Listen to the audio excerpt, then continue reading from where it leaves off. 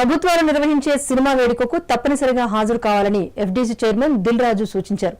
నటీనటులు ఎక్కడున్నా షూటింగ్లతో బిజీగా ఉన్నా అవార్డులు తీసుకోవడానికి తప్పకుండా హాజరు కావాలని క్లారిటీ ఇచ్చారు. ప్రభుత్వంతో ప్రయాణించాల్సిన బాధ్యత సినిమా వారిపై ఉందన్న దిల్ రాజు త్వరలో ఆంధ్రప్రదేశ్ ప్రభుత్వం కూడా అవార్డులు ఇస్తుందని తెలిపారు. ప్రతి ఒక్కరు సీఎం గారి చేతుల మీద అవార్డు తీసుకున్నప్పుడు అందరికీ ఒక సంతోషం. సో వారందరికీ సీఎం గారికి ధన్యవాదాలు. ప్రభుత్వం నుంచి అవార్డ్స్ వస్తున్నాయంటే సినిమా ఇండస్ట్రీ అందరికీ చెప్తున్నాను, చాలా జాగ్రత్తగా అవార్డు స్వీకరించాలి. మనం ఎన్ని షూటింగ్లలో బిజీగా ఉన్నా ఎక్కడున్నా ప్రభుత్వం నుంచి ఒక అవార్డు వస్తుందంటే అది మన రెస్పాన్సిబిలిటీ. గవర్నమెంట్తో జర్నీ చేయాల్సిన బాధ్యత సినిమా ఇండస్ట్రీలో ఉండే ప్రతి ఒక్కరికి.